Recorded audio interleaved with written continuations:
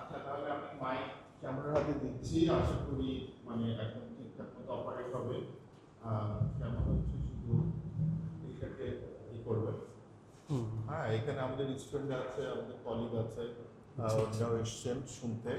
So আমাদের এখানে একজন কলিগ চলে এসছেন, আরও দুইজন আসবেন। তো আশা করি সবার জন্য খুবই আনন্দদায়ক হবে। তো ঠিক আছে, তাহলে আমি মানে সামনের কাছে দিচ্ছি, আপনারা শোনেন এবং নোট রাখেন। শুভ সকাল সবাইকে।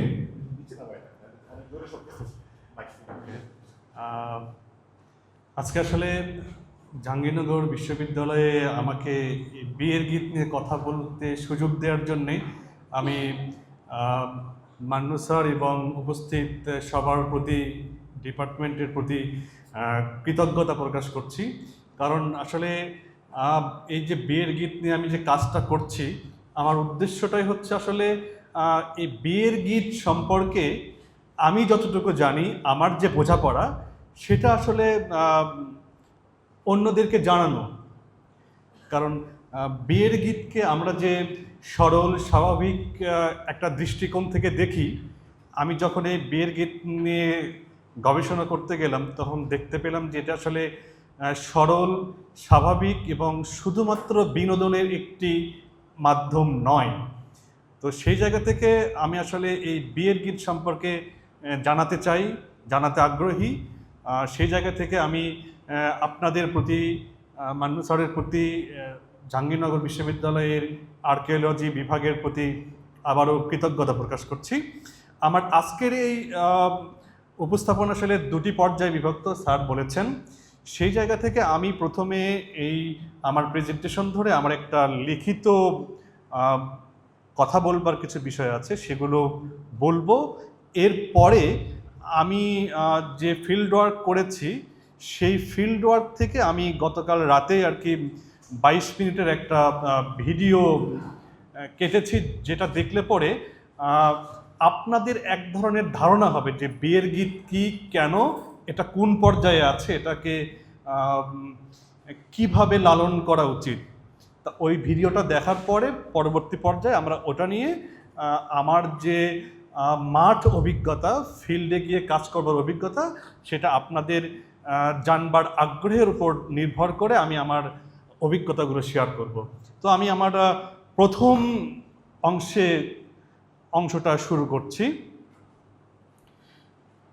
অনেকেই মনে করতে পারেন বিয়ের গীত নিয়ে আলোচনা লোকসাহিত্য বা সঙ্গীতের বিষয়, কিন্তু আমার এই কয়েক বছরের গবেষণা আমাকে শিখিয়েছে যে বিয়ের গীত শুধু গান হিসেবে দেখলে তার প্রকৃত তাৎপর্য ধরা যায় না। আমি আজ চেষ্টা করব দেখাতে যে বিয়ের গীত আসলে একটি জীবন্ত সাংস্কৃতিক দলিল, যা মানুষের স্মৃতি, নারীর অভিজ্ঞতা, সামাজিক ইতিহাস এবং নীরব প্রতিরোধকে বহন করে চলেছে। এটি এমন এক ঐতিহ্য যা কাগজে লেখা নেই, কিন্তু মানুষের কণ্ঠে, স্মৃতিতে এবং প্রজন্মান্তরে টিকে আছে। প্রত্নতত্ত্ব সাধারণত আমাদের অতীতকে জানার জন্য বস্তুগত নিদর্শনের উপর নির্ভর করে, কিন্তু যদি কোনো সমাজ তার ইতিহাসের একটি বড় অংশ বস্তুতে নয়, বরং গান, স্মৃতি ও মৌখিক ঐতিহ্যের মধ্যে সংরক্ষণ করে, তাহলে সেই ইতিহাসকে কিভাবে পড়ব? এই প্রশ্ন থেকেই আমার গবেষণার যাত্রা শুরু। আজকের আলোচনায় আমি দুটি বিষয়কে পাশাপাশি রাখতে চাই। প্রথমটি আমার ব্যক্তিগত গবেষণা অভিজ্ঞতা, কিভাবে আমি দেশের বিভিন্ন অঞ্চলে ঘুরে নারীদের কাছ থেকে বিয়ের গীত সংগ্রহ করছি এবং সেই যাত্রা আমাকে কী শিখিয়েছে। দ্বিতীয়টি হলো এই গীতগুলোকে নতুন তাত্ত্বিক দৃষ্টিকোণ থেকে পড়ার চেষ্টা।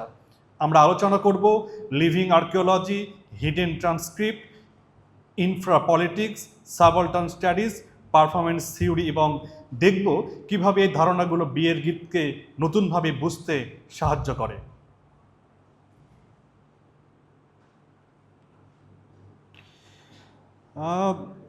আমার বিশ্বাস প্রতিটি গবেষণা শুরু হয় একটি ব্যক্তিগত প্রশ্ন থেকে। আমারও আসলে ব্যক্তিগত প্রশ্ন থেকেই এই বিয়ের গীত নিয়ে গবেষণা করার আগ্রহ সৃষ্টি হয়েছিল। কোনো বিষয়কে আমরা কেবল একাডেমিক কৌতূহল থেকে বেছে নিই না, বরং আমাদের জীবন, স্মৃতি এবং অভিজ্ঞতা আমাদের সেই বিষয়ের দিকে টেনে নিয়ে যায়। বিয়ের গীত নিয়ে আমার যাত্রাটিও তেমনই একটি ব্যক্তিগত যাত্রা। আমার জন্ম উত্তরবঙ্গের একটি গ্রামে। শৈশব কেটেছে এমন এক পরিবেশে যেখানে লোক সংস্কৃতি ছিল দৈনন্দিন জীবনের অংশ। উৎসব, কৃষিকাজ, ঋতুচক্র, পারিবারিক আচার সবকিছুর সঙ্গে গান ও মৌখিক ঐতিহ্যের নিবিড় সম্পর্ক ছিল। ছোটবেলায় হয়তো বুঝিনি, কিন্তু সেই পরিবেশই আমাকে লোক সংস্কৃতির প্রতি গভীরভাবে আকৃষ্ট করেছে।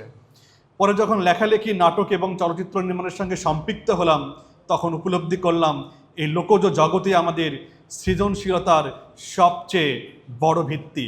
আমি এই মুহূর্তে একটু বলে রাখি, সেটা হচ্ছে আমরা যে মডার্ন সংস্কৃতি, হিপ হপ বা যে সংস্কৃতি লালন করি না, চর্চা করি বা দেখছি, সেইটার মূল ভিত্তি কিন্তু লোকজ সংস্কৃতি। মূলত আমি যেটা মনে করি সেটা হলো লোকজ সংস্কৃতি থেকে আমাদের সামগ্রিক সংস্কৃতির পরিবর্তিত রূপ গড়ে ওঠে। বিয়ের গীত প্রথমে যখন মনোযোগ দিয়ে শুনি, তখন আমার মনে হয়েছিল এগুলো শুধু বিয়ের অনুষ্ঠানকে প্রাণবন্ত করার জন্য গান গাওয়া হয়। এই গানগুলোর মধ্যেও এমন এক অনুভূতি, স্মৃতি, ব্যঙ্গ, প্রতিবাদ, ভালোবাসা এবং বেদনা লুকিয়ে আছে যা সাধারণ সামাজিক ভাষায় প্রকাশ করা সম্ভব নয়। তখন থেকে আমার মনে প্রশ্ন জাগে, কেন এই গানগুলো নিয়ে এত কম গবেষণা হয়েছে? কেন এই বিপুল মৌখিক ঐতিহ্য এখনও আমাদের একাডেমিক আলোচনার প্রান্তে রয়ে গেছে? এই প্রশ্নই ধীরে ধীরে আমাকে গবেষণার পথে নিয়ে আসে। আমি বুঝতে শুরু করি বিয়ের গীত সংগ্রহ করা মানে শুধু গান সংগ্রহ করা নয়, বরং একটি সমাজের স্মৃতি, নারীর অভিজ্ঞতা এবং অদৃশ্য ইতিহাসের কাছে পৌঁছানো। সেই উপলব্ধি আমাকে বাংলাদেশের বিভিন্ন অঞ্চলে নিয়ে গেছে, শত শত নারীর সঙ্গে পরিচয় করিয়ে দিয়েছে এবং শিখিয়েছে একজন গবেষকের সবচেয়ে বড় সম্পদ তথ্য নয়, মানুষের বিশ্বাস। আজ যখন আমি এই গবেষণায় কথা বলছি, তখন নিজেকে কেবল একজন গবেষক হিসেবে দেখি না, আমি একজন শ্রোতা হিসেবে দেখি, যিনি বহুদিন ধরে নীরবে সংরক্ষিত কণ্ঠগুলো শোনার চেষ্টা করেছেন। এই যাত্রা এখনো শেষ হয়নি, বরং প্রতিটি নতুন মানুষের সঙ্গে সাক্ষাৎ, প্রতিটি নতুন গান, প্রতিটি নতুন অভিজ্ঞতা আমাকে আবার নতুন করে শিখতে বাধ্য করেছে।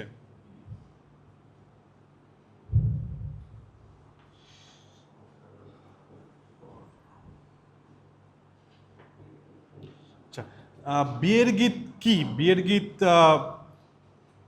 কেন? এই যে বিয়ের গীতকে আমরা সাধারণত বিয়ের অনুষ্ঠানে গাওয়া লোকগান হিসেবে চিহ্নিত করি, কিন্তু এই সংজ্ঞা অত্যন্ত সীমিত।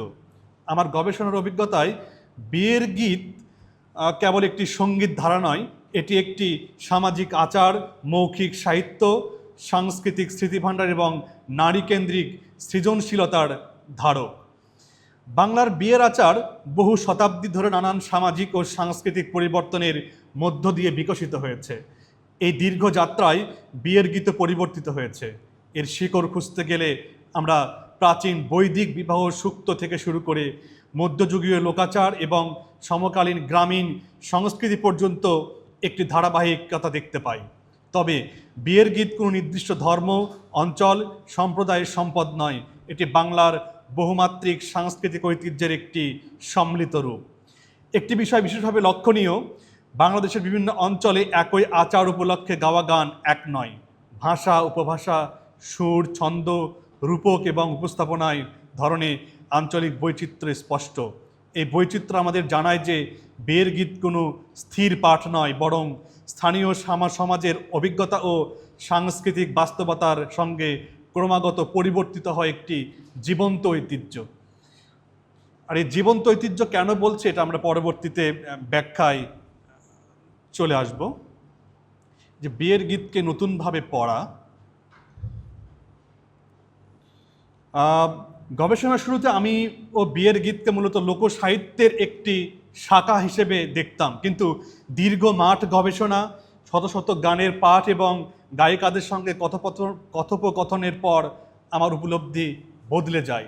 আমি বুঝতে শুরু করি বিয়ের গীতকে শুধু সাহিত্য, সঙ্গীত বা লোকাচারের দৃষ্টিকোণ থেকে পড়লে এর গভীরতম স্তরগুলো অদৃশ্য থেকে যায়। তাই আমি বিয়ের গীতকে নতুনভাবে পড়ার প্রস্তাব রাখছি। আমার কাছে বিয়ের গীত একটি বহুমাত্রিক সাংস্কৃতিক পাঠ। এটি একই সঙ্গে গান, আচার, স্মৃতি, পারফরমেন্স, ইতিহাস এবং সামাজিক ভাষ্য। একটি গানের মধ্যে একাধিক স্তর একসঙ্গে কাজ করে। প্রথম স্তরে আমরা সুর ও ভাষা শুনি, দ্বিতীয় স্তরে দেখি আচার ও সামাজিক সম্পর্ক, তৃতীয় স্তরে আবিষ্কার করি নারীর অভিজ্ঞতা, ক্ষমতার সম্পর্ক এবং সাংস্কৃতিক স্মৃতির চিহ্ন, আর সবচেয়ে গভীর স্তরে পৌঁছে আমরা দেখতে পাই এমন এক নীরব ইতিহাস যা কখনো লিখিত হয়নি। এ কারণে আমি বিয়ের গীতকে একক কোনো শাস্ত্রের মধ্যে সীমাবদ্ধ রাখতে চাই না। এটি বোঝার জন্য লোকসাহিত্য, নৃতত্ত্ব, প্রত্নতত্ত্ব, পারফরমেন্স স্টাডিজ, সাবঅল্টার্ন স্টাডিজ এবং ওরাল হিস্টোরির মতো একাধিক জ্ঞানক্ষেত্রকে একসঙ্গে কাজে লাগাতে হয়। কারণ এই গানগুলো কেবল কি বলা হয়েছে সেটিই নয়, কে বলছে, কোথায় বলছে, কেন বলছে, কখন বলছে, কি বলতে পারছে না, এসব প্রশ্ন সমান গুরুত্বপূর্ণ। এই বক্তৃতা পরবর্তী অংশে আমি দেখাবার চেষ্টা করব কিভাবে বিয়ের গীতকে আমরা জীবন্ত প্রত্নতত্ত্ব, গোপন ভাষা, নীরব রাজনীতি, প্রান্তিক মানুষের ইতিহাস এবং পারফরমেন্স এই তাত্ত্বিক দৃষ্টিকোণ থেকে পড়তে পারি। আমার বিশ্বাস এই নতুন পাঠ আমাদের শুধু বিয়ের গীত নয়, বরং বাংলার লোক সংস্কৃতিকেও নতুনভাবে পাঠ করতে, ভাবতে সাহায্য করবে। জীবন্ত প্রত্নতত্ত্ব, আপনারা আর্কিওলজি বিভাগের শিক্ষার্থী, কিন্তু আমি এখানে যে বিয়ের গীতকে বলছি হলো লিভিং আর্কিওলজি, এবং অনেকেই বলে গেছেন এর আগে, ওনারাও বলেছেন বিয়ের গীত বা লোকজ সংস্কৃতি অনেক ক্ষেত্রে এটা জীবন্ত প্রত্নতত্ত্ব বা লিভিং আর্কিওলজি। প্রত্নতত্ত্বের কথা উঠলেই আমাদের চোখে ভেসে ওঠে প্রাচীন নগর, ভাঙা মৃৎপাত্র, মুদ্রা, স্থাপত্য কিংবা মাটির নিচে চাপা পড়ে থাকা সভ্যতার চিহ্ন। কিন্তু একটি প্রশ্ন করা যেতে পারে, মানুষের কণ্ঠে বেঁচে থাকা ঐতিহ্য কি প্রত্নতত্ত্বের বিষয় হতে পারে?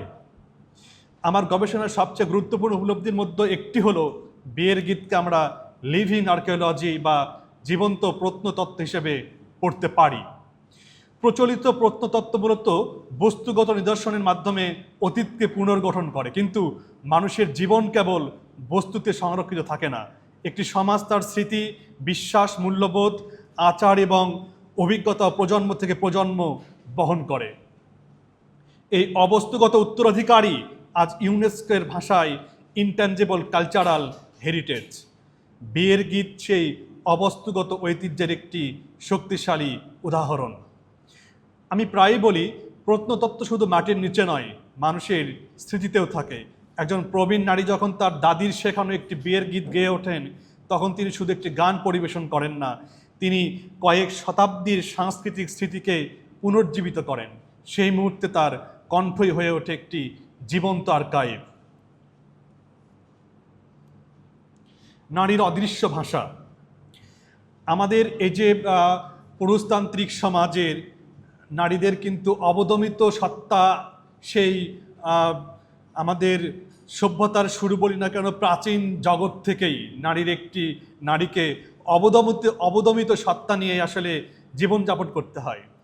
সেখানে আমি বা আরও অনেকেই বলে গেছেন, অনেক তাত্ত্বিকই বলে গেছেন যে আসলে এই বিয়ের গীত নারীর অদৃশ্য ভাষা বা হিডেন ল্যাঙ্গুয়েজ। বিয়ের গীত নিয়ে মাঠে কাজ করতে গিয়ে যে বিষয়টা আমাকে সবচেয়ে বেশি ভাবিয়েছে তা হলো এই গানগুলো আসলে কি বলছে। প্রথমবার শুনলে মনে হতে পারে এগুলো বিয়ের আনন্দ, হাসি ঠাট্টা কিংবা বিদায়ের আবেগ নিয়ে রচিত, কিন্তু একটু গভীরে গেলে দেখা যায় এই গানগুলোর একটি দৃশ্যমান ভাষা আছে, আবার একটি অদৃশ্য ভাষাও আছে। আমার গবেষণায় আমি এই অদৃশ্য স্তরটিকে নারীর অদৃশ্য ভাষা হিসেবে পড়ার চেষ্টা করছি। দীর্ঘদিন ধরে গ্রামীণ সমাজে নারীদের সামাজিকভাবে নিয়ন্ত্রিত পরিসরের মধ্যে বসবাস করতে হচ্ছে। তাদের সব অনুভূতি, ক্ষোভ, ভয় বা আকাঙ্ক্ষা সরাসরি প্রকাশের সুযোগ সবসময় ছিল না, নেই এবং আগামীতে হবে কিনা আমি জানি না। কিন্তু তাই বলে সেই অনুভূতিগুলো হারিয়ে যায়নি, বরং সেগুলো আশ্রয় নিয়েছে গান, রূপক, উপমা, কান্না এবং নীরবতার মধ্যে। বিয়ের গীতে আমরা দেখি একটি নদী শুধু নদী নয়, একটি বিচ্ছেদের প্রতীক। একটি পাখি শুধু পাখি নয়, এটি স্বাধীনতার আকাঙ্ক্ষা। একটি গাছ, একটি নৌকা, একটি শাড়ি বা একটি অলংকারও অনেক সময় গভীর আবেগ ও সামাজিক অভিজ্ঞতার ভাষা হয়ে ওঠে। অর্থাৎ রূপক এখানে অলংকার নয়, এটি বেঁচে থাকার ভাষা। তাত্ত্বিক পাঠ এই পর্যন্ত আমি মূলত মাঠের অভিজ্ঞতা, বিয়ের গীতের প্রকৃতি এবং আমার গবেষণার দৃষ্টিভঙ্গি নিয়ে কথা বললাম। এখন আমি একটি গুরুত্বপূর্ণ প্রশ্ন সামনে নিয়ে আসবো। এই পর্যবেক্ষণগুলোকে আমরা কোনো তাত্ত্বিক কাঠামোর মধ্যে বোঝার চেষ্টা করব। যেহেতু গবেষণা শুধুমাত্র ফিল্ড ওয়ার্কের উপরই নির্ভর করে না, এই গবেষণা বেশ কিছু সূত্রও মেনে চলে, বেশ কিছু তত্ত্বকেও মেনে চলতে, বিশেষ করে যখন আমরা একাডেমিক পাঠ পঠনের দিকে যেতে চাই। তো সেই জায়গা থেকে আমি বিশ্বাস করি একটি ভালো তত্ত্ব গবেষণাকে নিয়ন্ত্রণ করে না, বরং গবেষণার নতুন জানালা খুলে দেয়।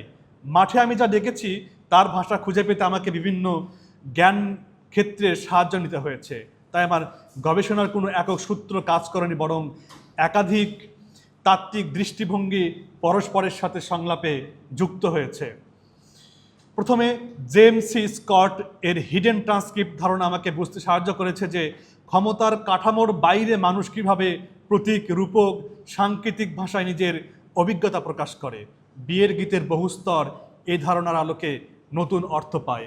আমরা 24 জুলাই অভ্যুত্থান মধ্য দিয়ে গিয়েছি, সেখানে র্যাপ সঙ্গীত একটি বড় ভূমিকা পালন করেছে। সেই র্যাপ সঙ্গীতে দেখবেন যে অনেক প্রতীকী শব্দ উপমা ব্যবহার করা হয়েছে ওই সময়টায়। ওইটাও এক ধরনের হিডেন ট্রান্সক্রিপ্টের একটা রূপ বলে ধরে নেওয়া যায়।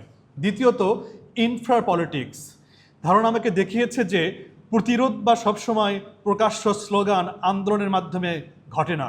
কখনো হাসি ঠাট্টা, আচার কিংবা একটি লোকগানের মধ্যেও নীরব রাজনৈতিক অবস্থান প্রকাশিত হতে পারে। অনেক সময় আপনারা দেখবেন যে ছোট একটা কৌতুকও রাষ্ট্রকে স্যাটায়ার করছে, অনেক শক্তিশালী কাঠামোকে স্যাটায়ার করছে। মূলত এই ইনফ্রা পলিটিক্সের মধ্য দিয়ে সেই বিষয়টাকেই বোঝানো হয়ে থাকে। তৃতীয়ত, সাবঅল্টার্ন স্টাডিজ, বিশেষ করে রঞ্জিত গুহ এবং গায়ত্রী চক্রবর্তী স্পিভাকের কাজ আমাকে প্রশ্ন করতে শিখিয়েছে ইতিহাসে যাদের নাম নেই তাদের কণ্ঠ কোথায়। বিয়ের গীত সেই নামহীন নারীদের অভিজ্ঞতা বোঝার একটি গুরুত্বপূর্ণ উৎস হতে পারে। আমি জানি না আপনারা সম্প্রতি রোহিত সিনেমা দেখেছেন কিনা, কে কে দেখেছেন? কেউ দেখেছেন? দেখেননি? সেখানে আর প্রধান চরিত্র সাধু তার বউ পাগলিকে জিজ্ঞেস করে, তোর নাম কি রে? বলে, আমার তো নাম নেই। কয়, তোর নাম নেই? বলে, নাকি? কয়, আমি সাধুর বউ। তারপরে তোকে তোর বাড়িতে কি ডাকতো? কয়, পাগলি। মানে নিজের কোনো নাম নেই। আপনারা দেখবেন যে আমাদের এই পুরুষতান্ত্রিক সমাজে কিন্তু বলা হয় যে ও হচ্ছে ওর মেয়ে, ওর বোন, ওর বউ, এভাবে কিন্তু সাধারণত পরিচয় করিয়ে দেওয়া হয়। যে নামহীন যে ব্যাপারটা, সেটা আসলে সাবঅল্টার্ন স্টাডিজের ভিতরের একটি বড় একটি পরিসর নিয়ে আছে। তারপরে পারফরম্যান্স থিওরি, এর আলোকে আমি বিয়ের গীতকে শুধু একটি পাঠ্য নয়, বরং একটি জীবন্ত পরিবেশন হিসেবে দেখেছি। একটি গান কেবল তার শব্দে নয়, গাওয়ার ভঙ্গি, দেহ ভাষা, অংশগ্রহণকারী মানুষ, স্থান এবং আচার সব মিলিয়ে অর্থ তৈরি করে। আপনারা কি কখনো বিয়ের গীত দেখেছেন গাইতে? আপনারা দেখবেন যখন বিয়ের গীত গায় তখন কিন্তু যারা গাইছে, যারা অংশগ্রহণ করছে, তারা কিন্তু কখনো কান্না করছে, কখনো হাসছে, কখনো বিমর্ষ হয়ে থাকছে। এই যে অভিনয় করা, তার অভিব্যক্তির যে প্রকাশ, এটা কিন্তু তার জীবনেরই প্রকাশ, নারী জীবনেরই প্রকাশ। নারী যে জীবন যাপন করে, সেগুলোই তার যাপিত জীবনই কিন্তু বিয়ের গীতের প্রতিচ্ছবি। সেই জায়গা থেকে এটাকে লিভিং আর্কাইভ বা জীবন্ত প্রত্নতত্ত্ব হিসেবেও আখ্যায়িত করা হয় বা উল্লিখিত করা হয়। আচ্ছা, আমি কি যে থিওরিগুলো বললাম এগুলো বিস্তারিত যাব নাকি শর্টকাটে বলে যাব? আপনারা যদি বলেন আমি তাহলে এগুলো ওকে। তাহলে আমি এখন ওকে, হিডেন ট্রান্সক্রিপ্ট বলতে আমরা অনেক কথা দেখবেন যে প্রকাশ্যে বলে ফেলি, কিন্তু কিছু কথা প্রকাশ্যে বলতে পারি না। রূপকের আশ্রয় নেই, মেটাফোরের আশ্রয় নেই। সেটাকেই জেমস সিকট হিডেন ট্রান্সক্রিপ্ট হিসেবে বর্ণনা করেছেন। বিয়ের গীত নিয়ে কাজ করতে গিয়ে যে তাত্ত্বিক ধারণাটা আমাকে সবচেয়ে বেশি সাহায্য করেছে তার একটি হলো রাজনৈতিক নৃবিজ্ঞানী জেমস সি স্কটের হিডেন ট্রান্সক্রিপ্ট বা গোপন অনুলিপি ধারণা। স্কট তার domination and the arts of resistance গ্রন্থে দেখিয়েছেন যে ক্ষমতার সম্পর্কের মধ্যে বসবাসকারী মানুষ সবসময় প্রকাশ্যে নিজের প্রকৃত অনুভূতি প্রকাশ করতে পারে না। ক্ষমতার সম্পর্কের মধ্যে বসবাসকারী মানুষ সবসময় প্রকাশ্যে নিজের প্রকৃত অনুভূতি প্রকাশ করতে পারে না। যেমন দেখবেন যারা আমলাতন্ত্রের সাথে জড়িত, আমলাতন্ত্র যারা, এর মধ্যে অনেকেই দেখবেন কবি সাহিত্যিক আছে, তারা গোপনে রাষ্ট্রের ক্রিটিসাইজ করে, সমালোচনা করে, কিন্তু প্রকাশ্যে এটা কিন্তু সমালোচনা করতে পারে না। তারা কিন্তু জিহুজুরি করে থাকে। তো সেই কথাটা জেমস সি স্কট বলেছেন যে ক্ষমতার সম্পর্কের মধ্যে বসবাসকারী মানুষ সবসময় প্রকাশ্যে নিজের প্রকৃত অনুভূতি প্রকাশ করতে পারে না। ফলে একটি পাবলিক ট্রান্সক্রিপ্ট বা প্রকাশ্য ভাষা এবং একটি হিডেন ট্রান্সক্রিপ্ট গোপন ভাষা তৈরি করে। বাংলার গ্রামীণ সমাজেও দীর্ঘদিন ধরে নারীদের জন্য সামাজিক আচরণ, ভাষা এবং মতপ্রকাশের নানা সীমাবদ্ধতা ছিল, কিন্তু তার অর্থ এই নয় যে তাদের কোনো মতামত বা অভিজ্ঞতা ছিল না। ধরেন আপনাদের ক্লাসে দেখবেন কেউ কোনো কথা বলে না, অনেকে আছে না যে নীরব থাকে, চুপচাপ থাকে, কিন্তু তার কি কিছু বলার নেই? বলার কিন্তু আছে, তার কিন্তু জীবন অভিজ্ঞতা আছে। সে আসলে তার জীবন অভিজ্ঞতা বা তার জীবন বাস্তবতার কারণে, তার আচরণগত কারণে সে কিন্তু আসলে বলে না, বলতে চায় না। সেটাই বলেছে যে আসলে সে বরং সে অভিজ্ঞতাগুলো প্রকাশের জন্য তারা একটি সাংস্কৃতিক মাধ্যম নির্মাণ করেছেন, বিয়ের গীত। এটা আমাদের নারীদের ক্ষেত্রে। এই কারণে আমি বিয়ের গীতকে শুধু লোকগান নয়, বরং একটি হিডেন ট্রান্সক্রিপ্ট হিসেবেও পড়তে চাই। একটি গানে হয়তো আমরা দেখি শাশুড়িকে নিয়ে হাস্যরস। আপনারা কোনো কোনো বিয়ের গীতে দেখবেন যে একটা বিয়ের গীত ভাইরাল হয়েছে যে দূরদেশে গেসলেন গো, মেয়েকে বলে তোমার শাশুড়ির ব্যবহার কেমন? তো সে বলে যে চিংড়ি মাছ ফালপাড়ে যেমন। চিংড়ি মাছের ফালপাড়া দেখেছেন? তো তার শাশুড়ি ব্যবহারকে চিংড়ি মাছের ফালপাড়া দিয়ে প্রকাশ করেছে। তার শাশুড়ি কেমন? তো ননদের কথা বলে, তো ননদ কেমন? ননদ হচ্ছে খোলসা মাছ, দেখেছেন? খোলসা মাছ বোঝেন? কই মাছের মতো একটা মাছ, ছোট মাছ। ও দেখবেন যে পানির ভিতরে সবসময় মুখ নাড়ায়। সেই তার ননদকে সেই খোলসা মাছের মতো বর্ণনা করেছে। আবার তবে আমরা একটি সতর্কতার কথা বলতে চাই, বিয়ের গীত নিয়ে গীতকে রাজনৈতিক প্রতিবাদ হিসেবে কিন্তু পড়া যাবে না। আমরা যে এই যে জেমস সি স্কট এটাকে আসলে মূলত রাজনৈতিক প্রেক্ষাপট থেকে লিখে তত্ত্বটা দিয়েছেন, কিন্তু এটা যেহেতু বিয়ের গীতকে আমি আসলে এটা ওই রূপক অর্থেই হিডেন ট্রান্সক্রিপ্ট হিসেবে নিয়েছি, গোপন ভাষা হিসেবে, প্রতীকী ভাষা হিসেবে নিয়েছি। আমার কাছে হিডেন ট্রান্সক্রিপ্ট কোনো প্রস্তুত উত্তর নয়, এটা একটি পাঠ পদ্ধতি। এটি আমাদের শেখায় ইতিহাস শুধু উচ্চকণ্ঠ মানুষের ভাষায় লেখা হয় না, অনেক সময় তা ফিসফিস করে বলা কথায়, লোকগান, রূপক এবং নীরবতার মধ্যেও সংরক্ষিত থাকে।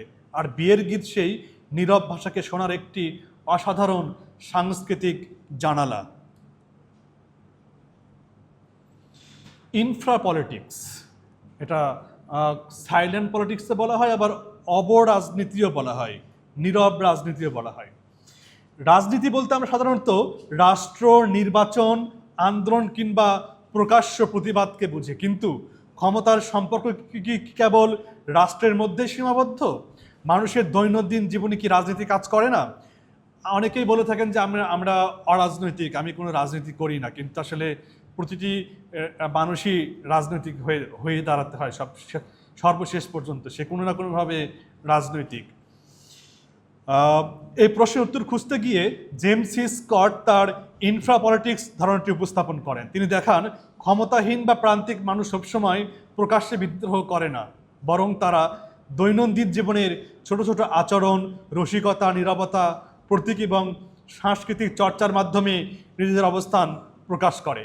এই নীরব, অদৃশ্য এবং ক্ষুদ্র প্রতিরোধকেই তিনি ইনফ্রা পলিটিক্স বা দৈনন্দিন জীবনের অন্তর্লীন রাজনীতি হিসেবে ব্যাখ্যা করেছেন।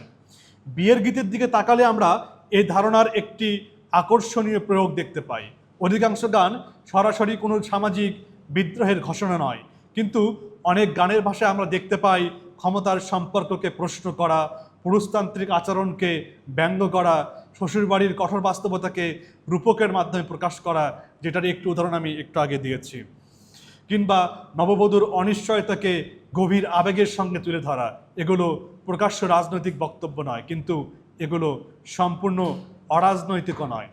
এই কারণে আমি মনে করি বিয়ের গীতকে ইনফ্রা পলিটিক্সের আলোকে পড়া সম্ভব। এখানে প্রতিবাদ অনেক সময় উচ্চকণ্ঠ নয়, বরং হাসির আড়ালে, কান্নার ভেতরে, ব্যঙ্গের ভাষায়, রূপকের মাধ্যমে প্রকাশিত হয়। অর্থাৎ ক্ষমতার বিরুদ্ধে প্রতিক্রিয়া সবসময় সংঘর্ষের মাধ্যমে নয়, কখনো সাংস্কৃতিক অভিব্যক্তির মাধ্যমে প্রকাশিত হতে পারে। আপনারা অনেকেই পত্রিকা পড়েন, কার্টুন আঁকা হয় পত্রিকার পাতায়, এটাকে ব্যঙ্গ করে, স্যাটার করে।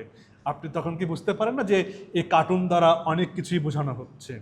তো এই কার্টুন আসলে এই ইনফ্রা পলিটিক্সের একটি জায়গায় রয়েছে। সাবঅল্টার্ন ট্যারিফ, এই বর্তমান সময়ে এই অনেকে কৌতুক করে, অনেকে ব্যঙ্গ করে দেখবেন যে সাবঅল্টার্ন ট্যারিফ নিয়ে কথা বলছে। গায়ত্রী চক্রবর্তী স্পিভাকের নিয়ে একটা কোটেশন এখন সোশ্যাল মাধ্যমে বেশ পরিচিত হয়ে উঠেছে। সেই সাবঅল্টার্ন ট্যারিফটাও এই তত্ত্বের মধ্য দিয়ে বিয়ের গীতকেও আসলে পাঠ করা যায়। আমার গবেষণায় অন্যতম ভিত্তি সাবঅল্টার্ন স্টাডিজ। 1980-র দশকে রঞ্জিত গুহ এবং তার সহকর্মীরা এই ধারণার সূচনা করেন। তাদের মূল প্রশ্ন ছিল, ভারতের ইতিহাস কি শুধু রাজা, ঔপনিবেশিক শাসক, জমিদার, শিক্ষিত অভিজাতদের ইতিহাস, নাকি এমন অসংখ্য মানুষের ইতিহাসও আছে যাদের কথা ইতিহাসের মূলধারায় কখনো লেখা হয়নি? প্রত্নতাত্ত্বিক জায়গা থেকে যদি যাই বা ইতিহাসের ধারায় যদি যাই আমরা, তবে আমরা দেখব যে আমরা যে ইতিহাস পাঠ করি সেটা কিন্তু শুধুমাত্র রাজা রাজদের ইতিহাস, ক্ষমতাবানদের ইতিহাস। আমরা কি যারা নিম্নবর্গের মানুষ তাদের ইতিহাস পাঠ করি? ইতিহাস কিন্তু পাই না। কিন্তু তাদের কি জীবন ছিল না? তাদের অস্তিত্ব আমাদের এই পৃথিবীতে ছিল না? ছিল, কিন্তু সেগুলো আমরা পাই না। সেগুলো কারণ আরেকটা কথা বলা হয়ে থাকে যে ইতিহাস ক্ষমতাবানরাই লেখে, ক্ষমতাসীনরাই লিখে থাকে। তারা কিন্তু এই সাবঅল্টার্নদের বা প্রান্তিকদের কথা কিন্তু তারা লিখতে চায় না, লেখে না। আর এক্ষেত্রে যেটা বলা হয় যে ক্ষমতাবানরা কিন্তু আসলে ক্ষমতা পেলেই শোষক হয়ে ওঠে, সেটা যেই হোক, ক্ষমতা পেলেই সে শোষকের রূপ ধারণ করে।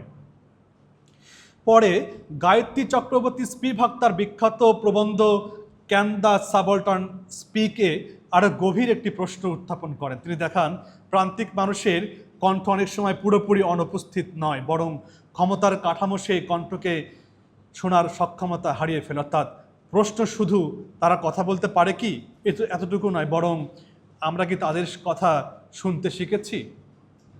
আমরা কিন্তু আসলে প্রান্তিকদের কথা শুনতেও চাই না।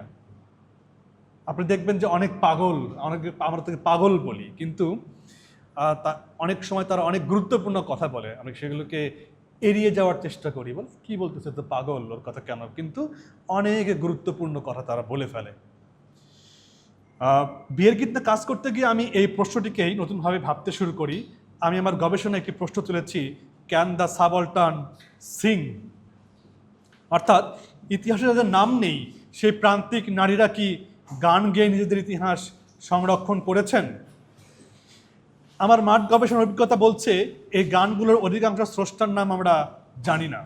বিয়ের গীতের কিন্তু কে লিখেছেন, কারা লিখেছেন, কে সুর করেছেন, বিয়ের গীতের সাথে যে নাচ, এই নাচের মুদ্রা কে প্রথমে সৃষ্টি করেছেন, এসব সম্পর্কে কিন্তু আসলে জানা যায় না।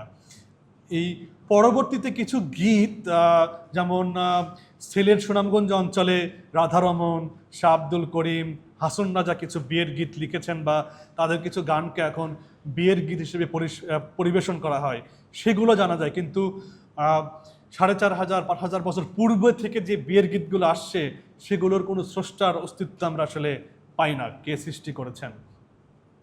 সেই দৃষ্টিকোণ থেকে বিয়ের গীত কেবল একটি লোকগান নয়, এটি প্রান্তিক নারীদের সাংস্কৃতিক ইতিহাসের একটি মৌখিক দলিল।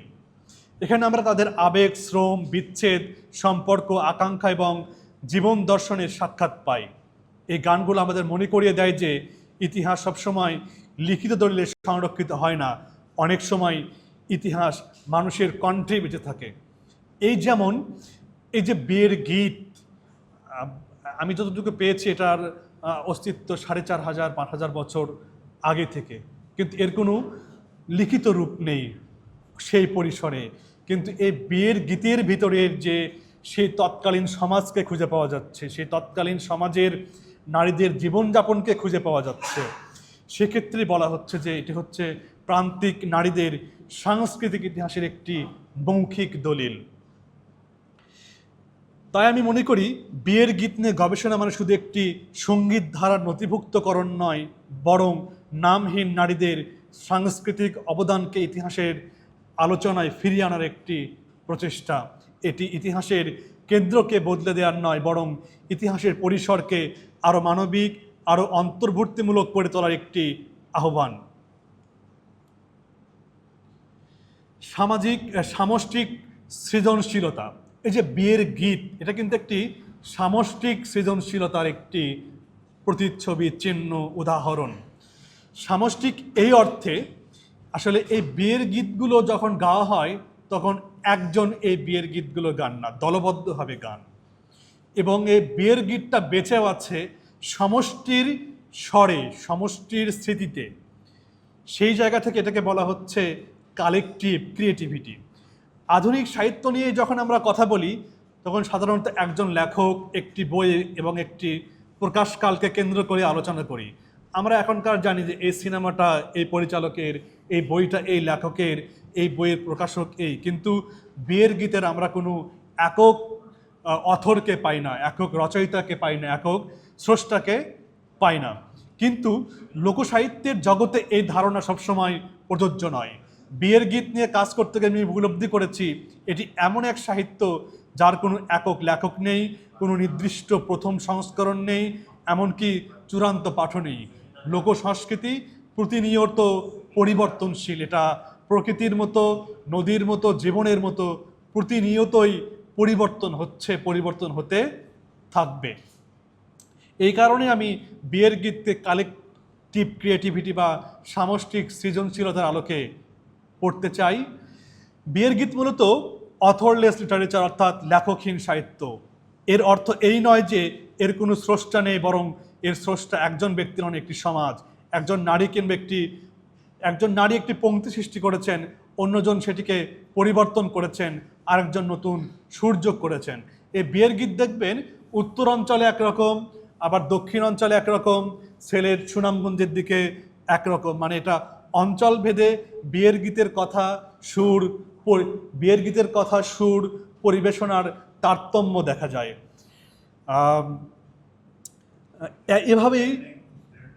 এভাবেই প্রজন্মের পর প্রজন্ম ধরে অসংখ্য মানুষের সৃজনশীল অবদানে একটি গান পূর্ণতা পেয়েছে। ফলে এর লেখক আসলে একটি সম্প্রদায়, সমষ্টিগত সৃজনশীলতার একটি অংশ। বিয়ের গীত একই সঙ্গে ওরাল কম্পোজিশন বা মৌখিক রচনা। এটি প্রথমে লেখা হয় না, প্রথমে উচ্চারিত হয়। মানুষের স্মৃতি, কণ্ঠ, পরিবেশনার মধ্য দিয়ে এটি টিকে থাকে। তাই এখানে স্মৃতি একটি সৃজনশীল শক্তি।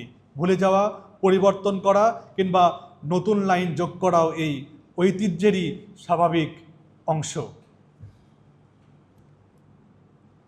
পারফরমেন্স তত্ত্ব, যেটা একটু আগে আমি বলেছি যে বিয়ের গীত যখন পরিবেশনা করা হয় তখন এটা এক ধরনের ড্রামাটিক, নাট্যিক আবহ তৈরি হয়।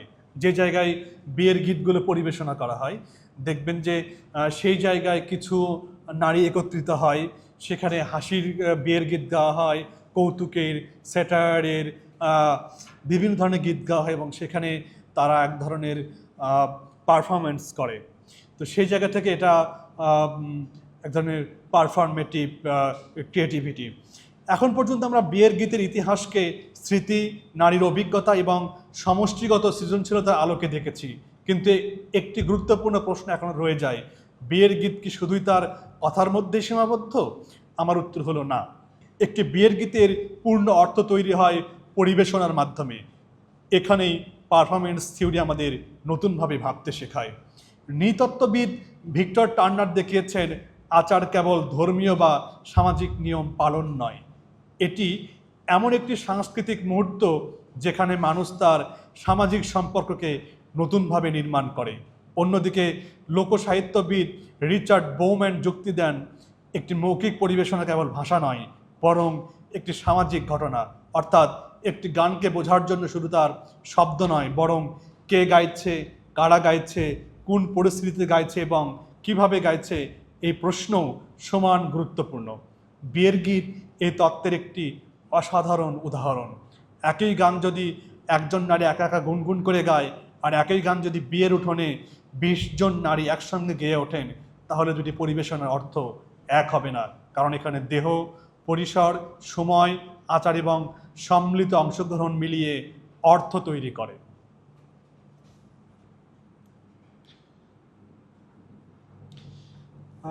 আমার এই গবেষণার উদ্দেশ্য শুধু অতীতকে নথিভুক্ত করা নয়, বরং ভবিষ্যতের জন্য একটি সাংস্কৃতিক দায়বদ্ধতা তৈরি করা। কারণ আমি মাঠে গিয়ে যে বাস্তবতা দেখেছি এবং দেখছি, তা একই সঙ্গে আশাব্যঞ্জক এবং উদ্বেগজনক। একদিকে এখনও বাংলাদেশের বিভিন্ন অঞ্চলে প্রবীণ নারীদের স্মৃতিতে অসংখ্য বিয়ের গীত জীবন্ত রয়েছে।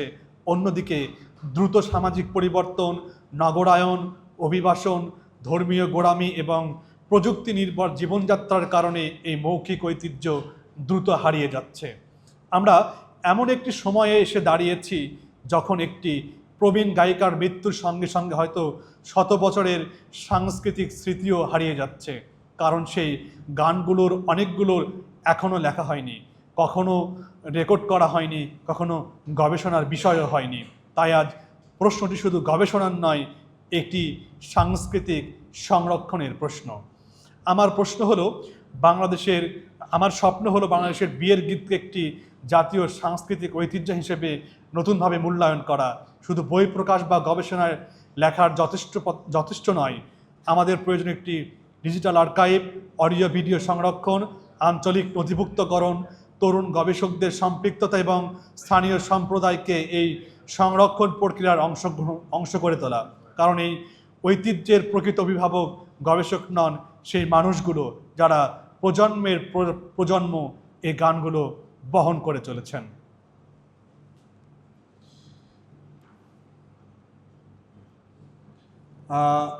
আমার যে অভিজ্ঞতার কথা বলা আছে, এর পর্বে আমার লিখিত বক্তব্যটুকু শেষ করছি।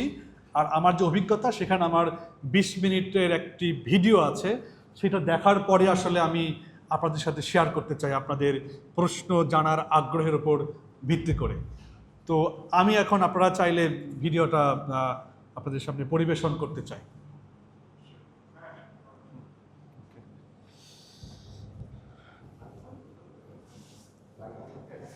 লাইটগুলো একটু বন্ধ করে দেন।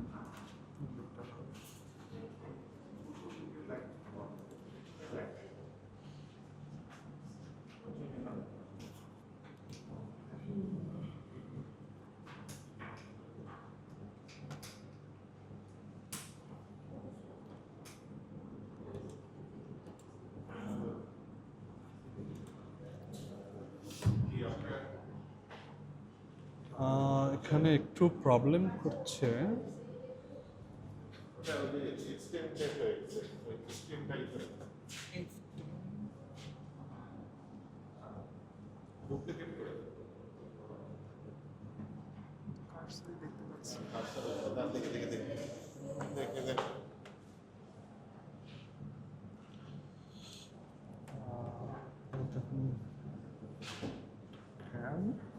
কেমন হচ্ছে?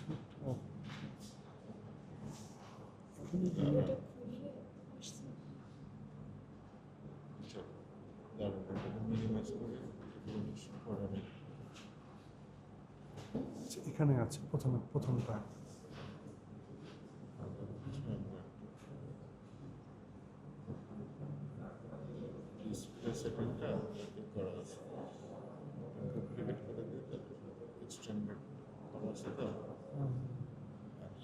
দুইটাই সেম।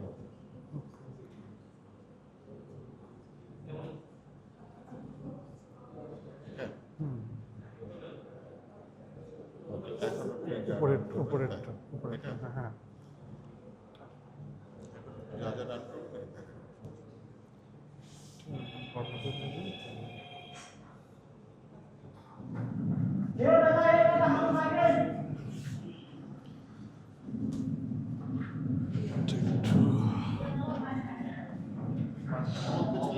আলোচনা করতে পারি।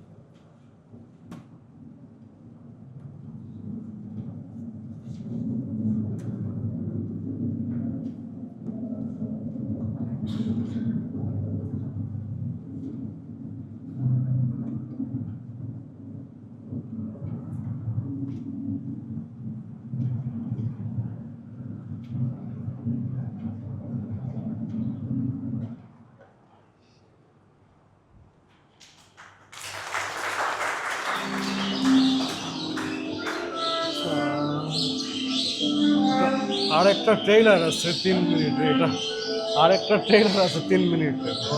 In the distant villages of Bengal, women have always sung songs of love and longing, of laughter and of tears.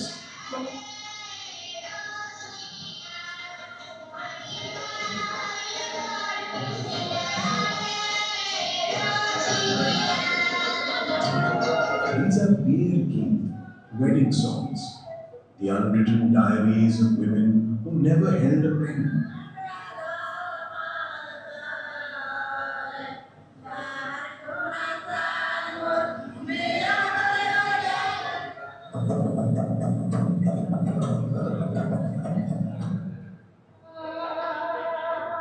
For generations, these songs have traveled from courtyard to courtyard, carried by voices, by hearts, by memories.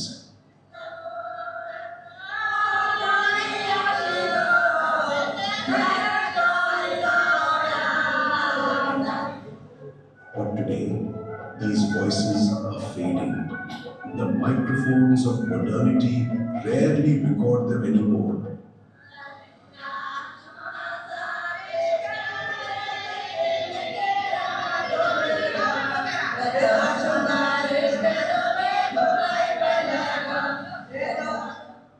Through this documentary, I want to preserve these voices before they vanish into silence.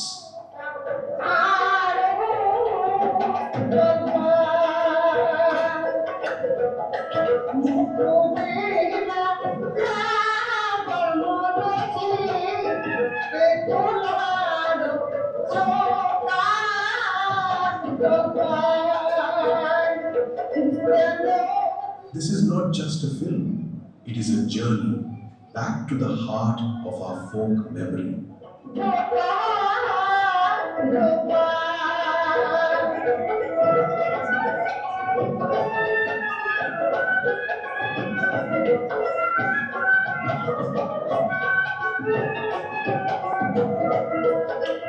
Because when these songs disappear, a part of our collective soul disappears too.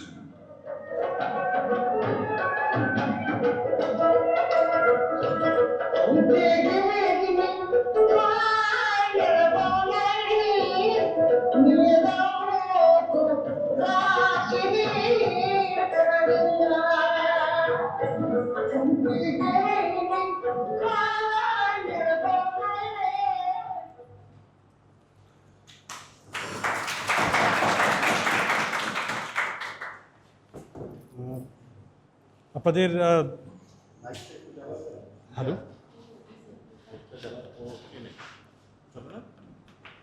হ্যাঁ আচ্ছা, hello,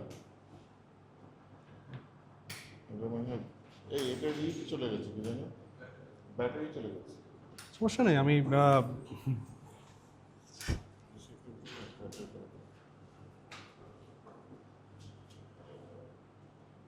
battery charge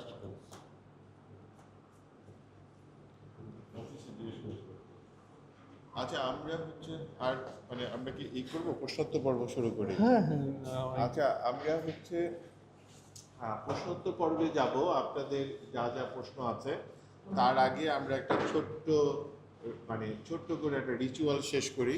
সেটা হচ্ছে যে শ্যামল শিশুর এলে আমি খুবই অনুরোধ করবো প্রফেসর সবার শিক্ষক প্রফেসর সৈয়দ কামরুল হাসানকে এখানে এসে আমাদের বিভাগে কিছু পাবলিকেশন শিশুকে দেওয়া তাদের এখানে এসে হ্যাঁ আচ্ছা আপনি আসছেন একটু বড় কথা। আমি তো জানতাম না যে আপনি সীমা ম্যাডাম আসবেন, আসছেন একটু বড় কথা। আর আমাদের শিক্ষক স্যার আপনি এটা মানে শিশিরের হাতে দেন, সবাই একটা হাততালি দেন। আমি যদি পুরোটা শুনতে পারিনি আমি যে ওই যে ছবি তুলো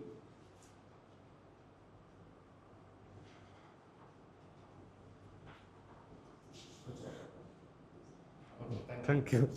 আচ্ছা আমরা হচ্ছে এখন একটু আলাপে যাব, মানে আপনাদের স্টুডেন্টদেরকে প্রথম বলবো যে আপনাদের কোনো প্রশ্ন থাকলে বা এটাকে জিজ্ঞেস করেন। আর আমরা যেটা একটু বলি যে নিশ্চয়ই আপনারা মানে খুবই চিন্তা করবেন যে কী প্রশ্ন করবেন না করবেন। তারপরে যদি প্রশ্ন থাকে আপনারা হাত তুলে প্রশ্নটা করতে পারেন নিজের পরিচয় দিয়ে। আর তার আগে আমি শুধু যেহেতু আমাদের এই পুরো আলাপটা শুনেছেন সাবিকুন নাহার, আমরা হচ্ছে যে অধ্যাপক সাবিকুন নাহারকে অনুরোধ করবো যে এখানে এসে কিছু বলার জন্য। মানে আপনি যদি পুরোটা শুনেছেন এটা আপনার অপরাধ, সেই জন্য মানে আপনি মানে সাবিকুন নাহারকে বলবো যে আমরা কি করলাম কি হলো না, ততক্ষণে আপনাদের নিশ্চয়ই মাথায় প্রশ্ন চলে আসবে কি করবো।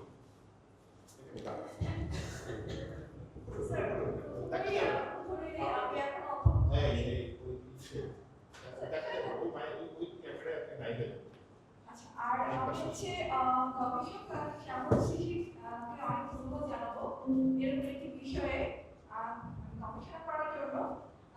বিয়ের গীত উনি যেটা বলেছেন যে আসলে এটা কোনো শুধুমাত্র গীত না, তার সাথে আসলে স্মৃতি বা মেমোরি এবং একসাথে আমি যেটা খুব আমার কাছে যেটা মনে হয়েছে যে এই গীতটা এক ধরনের নারীবাদী দৃষ্টিকোণ থেকে দেখা বা লিঙ্গীয় জায়গা থেকে দেখা খুব আগ্রহ, সেই জায়গা থেকে আমি আসলে লিখেছিলাম। আমার গবেষকের কাছে একটা আগ্রহ যে আপনি খুব চমৎকার করে ডকুমেন্টারি তৈরি করছেন। এই ডকুমেন্টারির পাশাপাশি এই গীতের যে ইগুলো আছে আমি যদি বলি যে ভাষা বা এই যে সেটার কি কোনো লিখিতভাবে ইগুলোকে কি বলবো স্ক্রিপ্টগুলোকে কি আসলে সংরক্ষণ করার কোনো কি সংরক্ষণ করা বলতে আমি তো এগুলো ভিডিও রেকর্ড করছি যাদের কাছে যা পাচ্ছি। তারপরে কিছু বই পুস্তক আছে আমাদের, যেমন বাংলা একাডেমি সারা বাংলাদেশের কিছু বই গীতের সংকলন করেছে, সেটা আছে। আর আমি যেগুলো রেকর্ড করছি আমি এগুলো এখনও ট্রান্সক্রিপ্ট শুরু করিনি, তবে এগুলো ট্রান্সক্রিপ্ট হ্যাঁ হ্যাঁ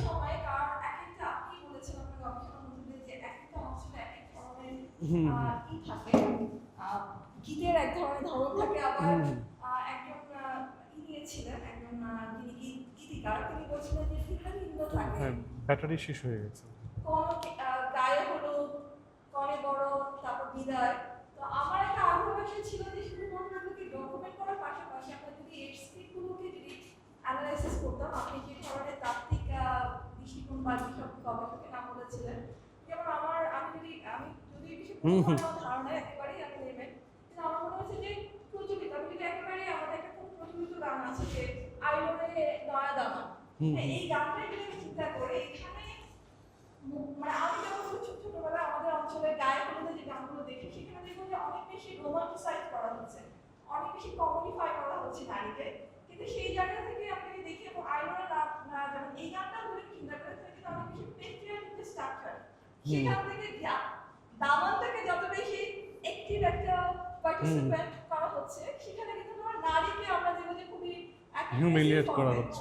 আমি বলছিলাম যে আপনার কাজের যেহেতু আমরা এই পুরোনো গীতগুলোকে সংরক্ষণ হচ্ছে, তার পাশাপাশি যদি গীতের এই কথাগুলোকে এবং এই কথার মধ্য দিয়ে সমকালীন আমাদের যে লিঙ্গীয় ধারণা এবং নারীর যে বঞ্চনা, পাশাপাশি আমি খুব আগ্রহী যে এই গীতগুলো আসলে কিভাবে রচিত হচ্ছে, কারা রচনা করছেন এবং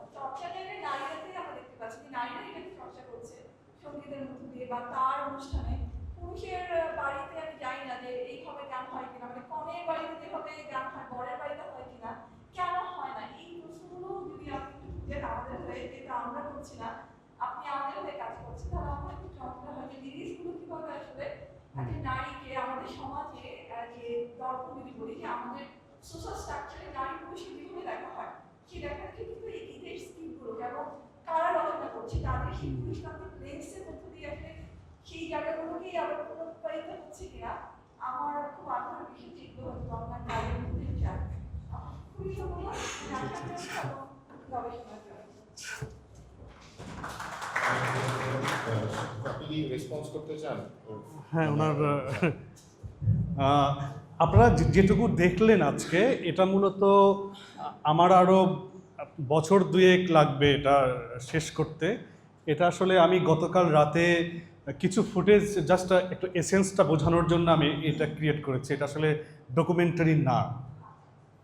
তো এই যে আপনি নারীবাদীর যে বিষয়টা বললেন, এই বিয়ের গীতের যে আমি বলেছি হিডেন ট্রান্সক্রিপ্টের কথা বলেছি, এটা মেটাফরিক্যাল যে কোডেড ল্যাঙ্গুয়েজ বিয়ের গীত, তো এই কোডেড ল্যাঙ্গুয়েজটা হচ্ছে নারীবাদিতার, আমি মনে করি যেটার তখন থেকেই নারীরা যে 4500 বছর আগে, এটা হয়তো তখন এই নারীবাদী যে টার্ম ফ্যাক্ট তত্ত্ব, তখন হয়তো এগুলো প্রচলন ছিল না, কিন্তু নারীরা কিন্তু তখন থেকেই তাদের অধিকার সম্পর্কে মেটাফরিক্যালি কোডেড ল্যাঙ্গুয়েজ দিয়ে প্রতিবাদ করার চেষ্টা করেছে, নিজেদের যে অবদমিত সত্তাকে প্রকাশ করার চেষ্টা করেছে। আমি কিন্তু ওই বিষয়গুলো নিয়েও কাজ করছি, যে পুরুষতান্ত্রিক সমাজে নারীদের যে জীবন বাস্তবতা, সেটা বহু বহু বছর আগে থেকে, সেগুলোই মূলত বিয়ের গীত, এই বিষয়গুলো আসবে আসলে। হ্যাঁ, যেমন ঋগ্বেদে বিয়ের গীতের একটা সূক্ত আছে, 10-85 সূক্ততে, এটা 10 মণ্ডল 85 সূক্ত। তো ঋগ্বেদের ধরেন সর্বশেষ সংস্করণ মতান্তরে ধরা হয় হচ্ছে খ্রিস্টপূর্ব 1000 থেকে 1200। যদি আমি সেই সময় থেকেও ধরি, তাহলে এটা প্রায় 3500 বছর লিখিত রূপ। কিন্তু যেটা বলা হয় যে যা কিছু লিখিত হয় তা আগে থেকে প্রচলিত থাকে, তার মানে এটা কমপক্ষে 4500-5000 বছর আগের পুরনো একটা বিষয়। তো সেই সময় থেকে, যেমন ঋগ্বেদের ওই সূক্ততে যে বিষয়টা উল্লেখ আছে, যে মেয়েকে বলা হচ্ছে তুমি শ্বশুর বাড়ি যাও, শ্বশুরের সম্রাজ্ঞী হও, শাশুড়ির সম্রাজ্ঞী হও, সেই পরিবারের সম্রাজ্ঞী হও, এভাবে আশীর্বাদ করতেছে। এখনও এরকম কিছু বিয়ের গীত আছে, মেয়েকে বিদায়ের সময় বলা হয় যে তুমি শ্বশুরবাড়ি যাও, শ্বশুরবাড়ি গিয়ে শ্বশুরবাড়ির মানুষদের কথা শুনে তাদের নয়নের মণি হয়ে থাকো। কিন্তু এখানেও দেখবেন আপনি যে নারী সত্তার প্রতি কিন্তু দাম দেওয়া হচ্ছে না, যে ওর যে নিজস্বতা আছে, ওর যে নিজস্ব অভিব্যক্তি আছে, সেটা প্রকাশ করার কথা কিন্তু বলছে না, সে সময়ও বলেনি, এখনও বলছে না।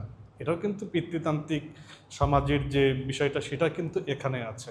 আবার এই যে ডকুমেন্টারিতে দেখবেন যে একজন পুরুষ, মানে উনি বিয়ের গীত গান, কিন্তু উনি বলছেন যে আমি আমার মেয়েকে বিয়ে দিয়েছি, ওই অনুভূতিটা আমার আছে।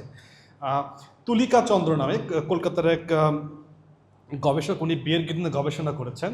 তো সেখানে উনি বলেছেন যে একটা মেয়ে 18 বছর 20 বছর একটা জায়গায় বেড়ে ওঠে, তারপর তাকে আরেকটা জায়গায় যেতে হচ্ছে, এই যে স্থানান্তর, এখানে কিন্তু তার জীবনের একটা শিকড় গেড়ে থাকে, সেই শিকড়টাকে ছিঁড়ে আরেক জায়গায় যাওয়া, এখানে কিন্তু তার এক ধরনের কষ্ট বলেন, দুঃখ বলেন, এক ধরনের অনিশ্চয়তাও থাকে। তো এই কথাগুলো বিয়ের গীতের ভিতরে আছে, এবং এই আমি যতই বিয়ের গীত সম্পর্কে জানছি, পড়ছি, কথা বলছি প্রান্তজনের সাথে, প্রান্তিক নারীদের সাথে, ততই আমি বিয়ের গীতের প্রতি আরও বেশি আগ্রহী হচ্ছি। যে আমরা সাধারণত কি বলি যে প্রান্তিক নারীরা আসলে সৃষ্টিশীল নয়, তাদের সৃষ্টিশীল সত্তা নেই, তারা শুধু রান্নাবাড়া করে, সন্তান প্রতিপালন করে, সন্তান জন্ম দেয়। কিন্তু এই যে বিয়ের গীত 1000 বছর ধরে আমাদের এই সংস্কৃতিতে প্রবাহিত হচ্ছে, যদি সৃষ্টিশীল সত্তাই না থাকতো, তাহলে বিয়ের গীতের এই কথা, বিয়ের গীতের যে রূপক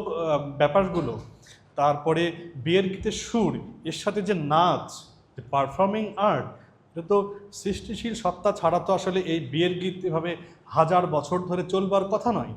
আমার এখানেও একটি বিষয় যে আসলে প্রান্তিক নারীরাও যে সৃষ্টিশীল, তাদের মধ্যে সৃষ্টিশীল সত্তা আছে, এটাও আমি আসলে আমার গবেষণার মধ্য দিয়ে স্ট্যাবলিশ করতে চাই। ধন্যবাদ। আচ্ছা, আমি স্টুডেন্টদেরকে আবার বলবো, যেমন ধরেন আপনাদের আসলে কাজ করছে, আপনাদের যেটা শেখার চেষ্টা করছে সেটা হচ্ছে সেফগার্ড করা আমাদের ইনট্যাঞ্জিবল কালচার হেরিটেজ। আজকে যেটা দেখলাম এটা হচ্ছে অপরকে মানে ইনট্যাঞ্জিবল কালচার হেরিটেজ যে 5টা ডোমেইন আছে, 5টা ডোমেইনের একটা খুবই গুরুত্বপূর্ণ ডোমেইন হচ্ছে পারফর্মিং আর্টস। তো আসলে এটা পারফরমেন্সের সাথে যুক্ত, এবং ধরেন আরো একটা ডোমেইনের সাথে আমরা যুক্ত করতে পারি। তো আপনাদের প্রশ্ন করতে হবে না, যদি আপনাদের সম্পূর্ণ কিছু বলতে ইচ্ছে করে মানে আপনারা সেটাও বলতে পারেন। আসেন এখানে আসেন, এখানে আসেন, মানে আমরা তো আপনার আসেন এখানে এসে বলেন, আপনার পরিচয় দিয়ে সুন্দর করে বলেন। মানে ও এর মধ্যে একটা কাজ করেছে, মানে মানে আপনার কাজ শুনে আপনি বললেন, মানে ও একটা কাজ করেছে একই ধরনের, মানে ও মানে সেই কাজটা আপনাকে দেখাচ্ছি না, মানে ক্লাসে আমরা করেছি, তো সেইখানে সহযোগীও কথা বলবো, তো আমার মতো মজা হয়। আসসালামু আলাইকুম, আমি ইমতিয়াজ আহমেদ। এখানে তো ভালো হবে। আমি মূলত হচ্ছে আমার প্রশ্নটা আমার প্রশ্নটা মূলত ছিল হচ্ছে আমাদের যে বাংলা অঞ্চল, উত্তরবঙ্গ বলি বা ভাটি অঞ্চল অথবা দক্ষিণবঙ্গ, ভৌগোলিক পরিপ্রেক্ষিত অনুসারে তো হচ্ছে আমরা দেখি যে উত্তর অঞ্চলে ভাওয়াইয়াটা বেশি এবং ভাটি অঞ্চলে ভাটিয়ালির ব্যাপারটা বেশি এবং দক্ষিণে অন্যরকম। তো সেই ক্ষেত্রে বিয়ের গানের ক্ষেত্রে কি এরকম কোনো বৈচিত্র্য আছে কিনা, মানে অঞ্চল ভিত্তিক বা ভৌগোলিক কোনো কারণে বিয়ের গানের মধ্যে কোনো ধরনের পরিবর্তন কিংবা তাদের যে সামগ্রিক চেঞ্জ এটা এসেছে কিনা, এটাকে আপনি কি লক্ষ্য করেছেন কিনা? আমাদের এই বাংলাদেশটা বেশি বড় না হলেও আমাদের অনেক বৈচিত্র্য আছে এখানে। এখানে ভাষাগত বৈচিত্র্য, ধর্মীয় বৈচিত্র্য, জাতিগত বৈচিত্র্য। তো এই বিয়ের গীতের ভিতরে অঞ্চলভেদে বৈচিত্র্য আছে। যেমন ধরেন সিরাজগঞ্জ এবং বগুড়া পাশাপাশি দুইটা জেলা, কিন্তু সিরাজগঞ্জের যে ভাষা, বগুড়ার ভাষা কিন্তু একটু ডিফারেন্স, পার্থক্য আছে।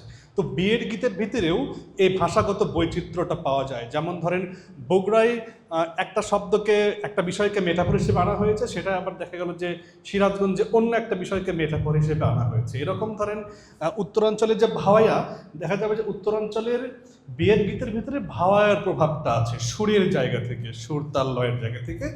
আবার যদি আমি সুনামগঞ্জের দিকে যাই তাহলে দেখবেন যে সুনামগঞ্জের যে ওই যে ভাটিয়ালি লোকজ সংস্কৃতির যে ইয়েটা, যেমন রাধারমন, শাহ আব্দুল করিম, তারপর হাসন রাজাদের যে গানের যে আঙ্গিক এবং সুর তাল লয়, সেইটা আবার ওই ধামাইলের মধ্যে পাওয়া যায়। এর কিন্তু নামেরও বৈচিত্র্য আছে। যেমন উত্তরাঞ্চলে এটাকে বিয়ের গীতি বলে সাধারণত, আবার সিলেট অঞ্চলে বলে ধামাইল, এবং বরিশাল, তারপরে চিটাগংয়ের দিকে বলে হয়লা। আসলে ব্যাপক বৈচিত্র্যময় এটা। আমি আবার যেমন পাহাড়ে গেলাম মারমাদের বিয়েতে, সাঁওতালদের বিয়েতে, তাদের গীত আছে, তাদেরও তো ভাষা আলাদা, তাদের আবার উপস্থাপনা রীতিও আলাদা। আসলে এটা বৈচিত্র্যময় বিয়ের গীত। এই জন্য আমি যেটা হয়েছে, আমি প্রথমে ভেবেছিলাম যেটা হয়তো 6 মাস থেকে 1 বছরের মধ্যে আমি এটা শেষ করতে পারবো, কিন্তু এটা এখন আমি যেটা ভাবছি এটা আসলে 4 থেকে 5 বছরেও আমি এটা শেষ করতে পারবো না। কারণ আমি যে বৈচিত্র্য পাচ্ছি, যে গভীরতাটা পাচ্ছি, এবং যতই পড়ছি ততই আমি এটার ভেতরে হারিয়ে যাচ্ছি। কারণ এক একটা বিয়ের গীত এক ধরনের এসেন্স নিয়ে আছে, এক ধরনের অর্থকে রিপ্রেজেন্ট করছে। তো সেই জায়গা থেকে আসলে এটা আমি ফাঁকি ঝুঁকি দিয়ে করবার মতো অসততা এখনো দেখাতে পারছি না। ধন্যবাদ।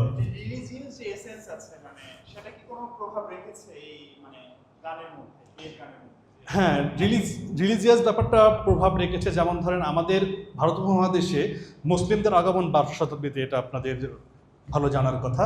তো যেটা হয়, যখন মুসলিমরা ভারত উপমহাদেশে ইসলাম ধর্মকে প্রতিষ্ঠা করার চেষ্টা করে, তখন তারা সুফিবাদকে ধারণ করে সহজিয়া পন্থায় এই মুসলিম বৌদ্ধদের মানে পূর্বজ যে ধর্মগুলো ছিল তাদের যে রিচুয়াল, সেগুলোকে খুব সহজে তাদের ভিতরে নিয়ে নেয়, তাদেরকে ইয়ে করার জন্য, মানে তাদেরকে বোঝানোর যে আমরা সহজ যে পন্থা, আমরা সহনশীল, সব কিছু আমরা নিতে প্রস্তুত, সেই জায়গা থেকে তারা বিয়ের গীতকেও বেছে নেয় এবং মুসলিমদের বিয়েতে কিছু কিছু শব্দকে পরিবর্তন করে। যেমন আগে হিন্দুদের যে আগের যে মানে 12 শতকের আগে যে বিয়ের গীতগুলো ছিল সেগুলো মূলত রাধারমণ, তারপরে রাম সীতা এদেরকে রূপক হিসেবে নেওয়া হতো। কিন্তু পরবর্তীতে মুসলিমদের অনেক বিয়েতে দেখা যায় যে লাইলি মজনু চলে আসলো, শিরি ফরহাদ চলে আসলো, তাদের এই নামগুলোকে সেখানে ইনক্লুড করে দিল। মুসলিম যে রীতিগুলো সেগুলোকে কিছু কিছু জায়গায় যোগ করলো, কারণ এখানে ধর্মটাও এ প্রভাব ফেলেছে বিয়ের গীতের বৈচিত্র্য সাধনে। ও কাজ করেছে ধামাইল গান নিয়ে, মানে ধামের গান নিয়েও কাজ করেছে, এটা মজা।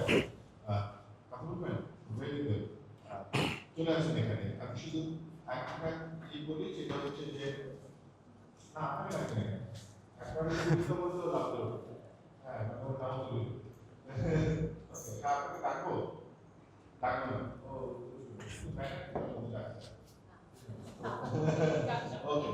আমরা হচ্ছে যে যেটাকে বলছিলাম যে যদি প্রশ্ন করা হয় যে এটা রিলিজিয়ান ছিল কিনা, মানে ওয়েস্টার্ন অর্থে বারবারই বলি যে রিলিজিয়ান কনস্ট্রাক্ট করলে আমাদের এখানকার কৃত্যকে বোঝা মুশকিল হয়। কৃত্যের কত ব্যাপার আছে, মানে এগুলোকে ঠিক ওইভাবে ধর্মকে আমরা যেভাবে আন্ডারস্ট্যান্ড করি ওই মধ্যে থেকে বুঝলে একটু বিপত্তি আছে। মানে আমাদের আবার যেমন শিশির যেটা বললো যে ওইখানে আমি একটু ডিফার করবো যে মুসলিমরা গ্রহণ করেছে বা করে কিন্তু তারা অ্যাডপ্ট করেছে, ব্যাপারটা এরকম না অ্যাডপ্ট করা, মানে এটা সেটা ছিলই, তার রিচুয়ালের মধ্যে ছিল। মানে কৃষিভিত্তিক সমাজে কতটা নিজের রিচুয়াল আছে এবং সেই কৃত্যগুলো খুবই ডিফারেন্টলি করে। আর আরেকটা জিনিস যেটা বললো যে ভাওয়াইয়া গানের চেয়ে আমার মনে হয় যে ভাওয়াইয়া গানের একটা জনরা আছে যেটা হলো চটকা, মানে চটুল গান করা, মানে চটকা টাইপের গান আছে এবং সম্ভবত বিয়ের গানে অনেক বেশি চটকার স্টাইলটা ব্যবহার করেছে, মানে ভাওয়াইয়া পুরো গান স্টাইলটা ব্যবহার হয়। আমরা একটু করে কাজ করছিলাম, তো আমরা দেখি আমাদের কি বলে আপনার পরিচয় দিয়ে বলুন। আচ্ছা, সকলকে গোড়া নমস্কার, আসসালামু আলাইকুম। আমি সময় আমি তো এখানে মহাপ্রভুদের শিক্ষার্থী। তো দাদাকে আমার আসলে কিছু কোশ্চেনও ছিল আর কিছু জানারও ছিল কিছু বিষয়। মানে রিসেন্টলি আমাদের ব্যাচে একটা টার্ম আছে, তো টার্ম পেপার, আমি আসলে এই ধরনের টপিক নিয়ে কাজ করতে শুরু করছি। আমার টপিকটা হলো যে আমাদের মাহানা সম্প্রদায়ের যে ওয়েডিং কালচার এবং ওয়েডিং সং, এটার উপরে আমি কিছুটা কাজ শুরু করেছি। তার মধ্যে এইচপিতে 3টা মানে আমি মাহানা সম্প্রদায়, আমার বাসা হচ্ছে রাজশাহী। তো রাজশাহীর দামপুরা পবাল উপজেলা। তো সেখানে হলো আমি আমার মানে কমিউনিটির ওয়েডিং সং নিয়ে প্রথমে কাজ করতে চেয়েছিলাম, পরে আমি এটাকে কিছুটা সম্প্রসারণ করে এটা ওয়েডিং কালচার সহ নিয়ে এসেছি। তো এখানে কাজ করতে যে আমার কিছু মানে জিনিস আমার উপলব্ধি হয়েছে এবং এই জিনিসগুলো আমি আসলে ফার্দার কিভাবে এনগেজ করবো, যে জায়গাগুলো আসলে আমার জন্য একটু চ্যালেঞ্জিং ছিল, বুঝতে পারি না কিভাবে করবো। যে দাদা আপনি আপনার কাছে আমার কোশ্চেনটা হলো এটা যে আপনি এই যে বলতেছিলেন যে ওয়েডিং কালচারের মধ্যে বিভিন্ন ধরনের ফিলোসফি কাজ করে এবং মানে সেখানে এক জায়গায় মানে বলতেছিলেন যে হলো মানে একটা গানে বিভিন্ন পার্ট থাকে। আমি একটা চ্যালেঞ্জের মধ্যে ফেস করছিলাম যে সেই আগেকার যে মানুষগুলো যারা গানগুলো চর্চা করতো তারা এখন আর ওভাবে বেঁচে নেই এবং যে কয়েকজন মানুষ আমি পাচ্ছি তারা হয়তো শুধুমাত্র হলুদের গানটা আসলে বলতে পারতেছে, কিন্তু এর বাইরেও আরো যে রিচুয়ালে বিভিন্ন ধরনের গানগুলো ইউজ হয় সেগুলো আসলে মানে বেশিরভাগ ক্ষেত্রে বলতে পারতেছে না। সেক্ষেত্রে আপনি আসলে কিভাবে এই জায়গাগুলোকে এনগেজ করছেন এটা আমার একটু জানার ছিল। আর আরেকটা বিষয় সেটা হলো আমি দেখছি যে মানে আপনি তো অনেকগুলো কমিউনিটির মধ্যে কাজ করছেন, এর মধ্যে আপনি কিছু আদিবাসী কমিউনিটির মধ্যে কাজ করছেন। তো এদের মধ্যে আমাদের যারা এই যে সাঁওতাল মানে এই এলাকার সাঁওতাল, উরাও, তারপর মাহানে, তারপর কিছু কমিউনিটি আছে যাদের ওয়েডিং কালচার এবং গানের কালচারটা একটু ডিফারেন্ট। সেই জায়গায় আবার আমি দেখছি যে বিশেষ করে আমাদের ইয়াতে যে আমাদের ভাষা হচ্ছে মাহানে, কিন্তু আমাদের মধ্যে হলো ভাষার আবার 3 ধরনের বিভাজন আছে, মানে 3 রকমের কথা বলে। একটা হলো নাকুরিয়া, একটা হলো রাজমাহানা, আর একটা হলো শিকিয়া মাহানে, তাদের ল্যাঙ্গুয়েজটা অনেকটা ডিফারেন্ট। তো কিন্তু আমি আবার ওয়েডিং সং এর থেকে যখন দেখতেছি তখন দেখতেছি যে আমার আমাদের যে ওয়েডিং সংটা সেটা আমরা একদম বাংলাতে, যে আমি যে ভাষায় কথা বলি সেটাতে না, কিন্তু কিছুটা মুম্বাই বা নাগপুরিয়া টাইপ একটা ল্যাঙ্গুয়েজের প্রভাব বলে এটার মধ্যে আছে, যে এই ধরনের গানগুলো তারা করতেছে সেই ভাষায়। তো সেই জায়গাটা আসলে মানে কিভাবে আমি আসলে ফার্দার জায়গাটা দেখবো এটা বা কিভাবে গবেষণা করবো এটা আমি বুঝি নাই। তো সেই জায়গাগুলো যদি আপনি এনগেজ করেন, যেহেতু আমার তো আসলে খুবই ছোট জায়গা যেখানে আমি আসলে এতটা সময় দিয়ে করতে পারবো কিনা জানি না, কিন্তু আপনি যদি আপনার রিসার্চে এই জিনিসগুলো এনগেজ করেন সেটাও বোধ হয় অনেকটা এনগেজ করা যায়।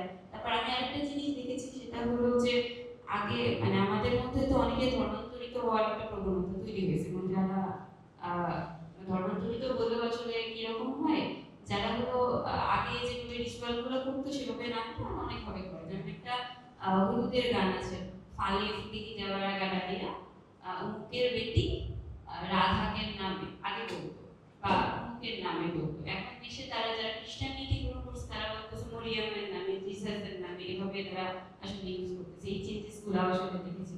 তো তাদের থেকে কিছু সাজেশন এবং ইয়া জানতে চাই। আচ্ছা আচ্ছা, সেটা হলো আমি যেটাই প্রথমে আলোচনায় বলেছিলাম যে লোকজ সংস্কৃতি বিশেষ করে বেশি পরিবর্তিত হয়, তার পরিবর্তনটা দ্রুত হয়, কারণ এর কোনো লিখিত ফর্ম আগে ছিল না। এখন না হয় লেখা হচ্ছে, ভিডিও হচ্ছে, কিন্তু এই পর্বের আগে যখন এর কোনো লিখিত ফর্ম কোথাও পাওয়া যায়নি বা লেখার কোনো উপায় ছিল না, তখন আর কি এটা দ্রুত পরিবর্তন হয়েছে। এবং এখন কিন্তু পরিবর্তনটা অত দ্রুত হবে না, কারণ এর লিখিত রূপ পাওয়া যাচ্ছে, ভিডিও রূপ, রেকর্ডেড রূপ পাওয়া যাচ্ছে। তো সেক্ষেত্রে আগে একটা পরিবর্তন হয়েছে এবং এই পরিবর্তনটা স্বাভাবিকভাবে নিতে হবে। আপনি যদি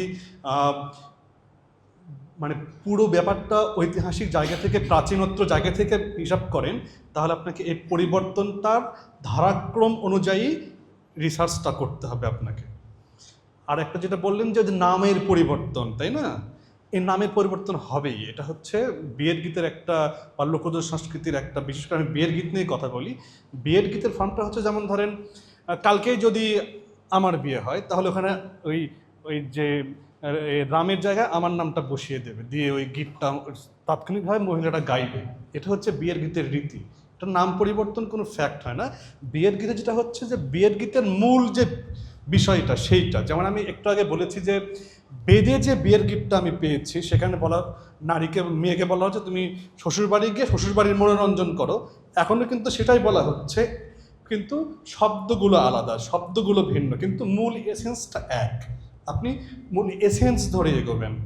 মানে এই নামগুলো চেঞ্জ হতেই পারে, মেটাফোর চেঞ্জ হতেই পারে, এটা স্বাভাবিক। আমি যেটা আমার যে বোঝাপড়া থেকে যেটা বুঝেছি। আর কিছু আরেকটা যেটা বলতেছিলাম যে আমি তো শুধুমাত্র কমিউনিটির উপরেই কাজ করছি, তো ওই ল্যাঙ্গুয়েজের যে জায়গাটা দেখছিলাম যে একটা ল্যাঙ্গুয়েজের প্রভাব তো বেশি যার মধ্যে বিরাজ করতেছে। তো এই জিনিসটা কি আপনি যখন অন্য কমিউনিটির মধ্যে কাজ করছেন সেটা কি দেখেছেন যে মানে তাদের হয়তো মেইন ভাষাটা একরকম, কিন্তু তারা ওয়েডিং সঙ্গের মধ্যে এক ধরনের ভাষা ব্যবহার করতেছে যেটা তারা রেগুলার স্পিকিং আসলে বলে? আচ্ছা, যেটা হয়েছে বিয়ের গীতগুলো যারা শুনেছে, আপনি দেখবেন যে যারা এখন বিয়ের গীত চর্চা করে তাদের বয়স দেখবেন 65, 60, 50+। কিন্তু এর নিচে কিন্তু আপনি কাউকে বিয়ের গীতটা পাবেন না। আপনি যে ভাষার রূপান্তরের কথা বললেন বিয়ের গীত নিয়ে, সেটাই বলছি আমি। ধরেন আপনার দাদি বা নানি, তার বয়স 50+, আপনার বয়স কম, এর মধ্যে কিন্তু ভাষার একটা পরিবর্তন ঘটে গেছে। আপনি রাজশাহী অঞ্চলে থাকেন না, দেখবেন যে অনেকেই কিন্তু বাংলাতেও কথা বলে, কিন্তু যখন আপনাদের কমিউনিটিতে কথা বলে, বাইরে গেলে কিন্তু বাংলায় কথা বলে, কিন্তু আপনার কমিউনিটি কিন্তু আপনাদের নিজস্ব ভাষাতে কথা বলে। এটা হচ্ছে বিয়ের গীতগুলো যারা চর্চা করেছে তারা ওই ভাষাতেই জেনেছে, বুঝেছে, চর্চা করেছে, যার কারণে তারা এই যে সমসাময়িক ভাষায় বিয়ের গীতটা গায় না। এটা আমি সাঁওতালদের মধ্যেও দেখেছি, এবং লাস্ট মারমাদের বিয়েতে গিয়ে দেখলাম তারাও তাদের যে ভাষার যে আদি রূপটা সেইটা আমাকে সেদিন একজন বললেন। সেটা হচ্ছে যে এই যে প্রান্তজনের ভাষা, মানে প্রান্তিক নারীদের ভাষা, এটা কিন্তু খুব কম গতিতে পরিবর্তিত হয়, যতটা আমাদের এই আধুনিক সমাজে ততটা পরিবর্তন হয়। তারা কিন্তু দেখবেন যে যারা ওই যে চর অঞ্চলে বসবাস করে তারা কিন্তু ওই যে তাদের ভাষার এক ধরনের প্রাচীনত্ব রয়ে গেছে, মানে খুব এই বিষয়টা আপনি খেয়াল করলে বুঝতে পারবেন যে ওই প্রাচীনত্বের কারণে তারা ওই সেই আগের ভাষা আগের শব্দগুলো ব্যবহার করে, কিন্তু আমরা তো সেটা কথা বলতে গেলেও আধুনিক শব্দ চয়ন করতে চেষ্টা করি। এই জায়গা থেকে তারা ওই আগের ভাষাগুলোতে বিয়ের গীত গেয়ে থাকে মূলত।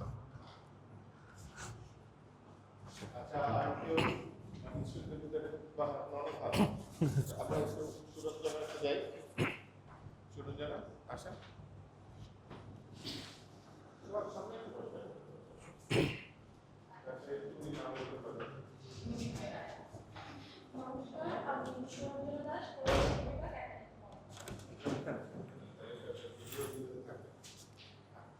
আমার প্রশ্নটা হচ্ছে, আমরা মূলত মানে প্রথম থেকেই দেখতে পাচ্ছি যে বিয়ের গানটা নারী কেন্দ্রিক, নারীরা এটাকে রচনা করছে এবং পারফরমেন্সটাও তারাই করছে।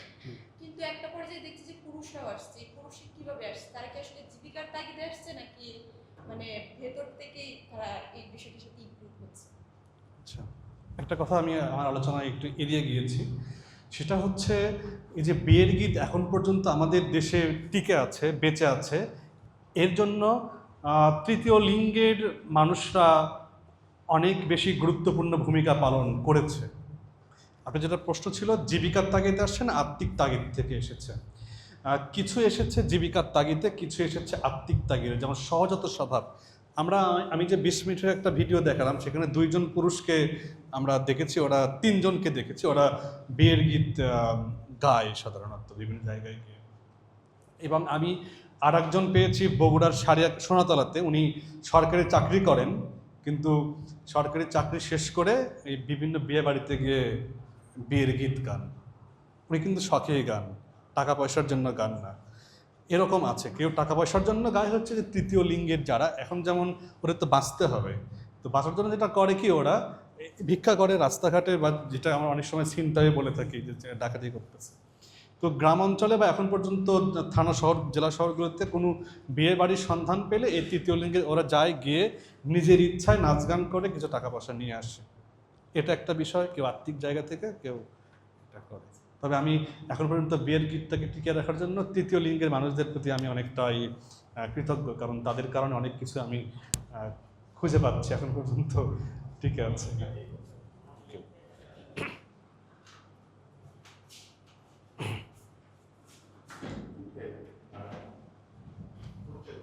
আমি সাদিয়া তাবাসসুম, প্রত্নতত্ত্ব বিভাগ, 11তম আবরণ। আমার প্রশ্ন হইতেছে, এই যে বিয়ের গীতের যে বিস্তৃতি হচ্ছে, এর পিছনে কি আমাদের যে উপনিবেশিক শাসন আমল ছিল এটা দায়ী, বা দায়ী থাকলেও কেন দায়ী? আরেকটা প্রশ্ন, আমাদের মানে আপনি যে বলেন তৃতীয় লিঙ্গ বা ট্রান্স মানুষরা, তারা হলো গিয়ে খুবই গুরুত্বপূর্ণ এটার জন্য, কিন্তু মানে আমি খেয়াল করলাম যে আমরা যে আমাদের জেনারেশন এটাকে হলো গিয়ে খুবই এক্সোটিক ভাবে দেখতেছি, আমরা হাসতেছি বা হোয়াটএভার। তো এটার জন্য কি মানে আমাদের ভিতরের উপনিবেশিক মন মানসিকতা দায়ী? কারণ একটা সময় অবধি কিন্তু আমরা এই মানুষগুলোকে এক্সোটিক হিসেবে দেখতাম না, তাদেরকে আমরা খুবই নর্মাল আমাদের জীবনের অংশ হিসাবে দেখতাম। তো এগুলোই হচ্ছে আমার প্রশ্ন। প্রথম প্রশ্নটা ছিল হলো, প্রথম প্রশ্নটা আরেকবার। বিস্তৃত হওয়ার কারণ আর হচ্ছে উপনিবেশিক শাসন আমলটা দায়ী, বা দায়ী থাকলে কেন দায়ী? আচ্ছা, আপনারা আরও ভালো জানবেন যে আমাদের এই ভারত উপমহাদেশে বহু জাতিগোষ্ঠী এসেছে, তারা চলে গেছে, তো যার কারণে আমাদেরকে সংকর জাতি বলা হয়।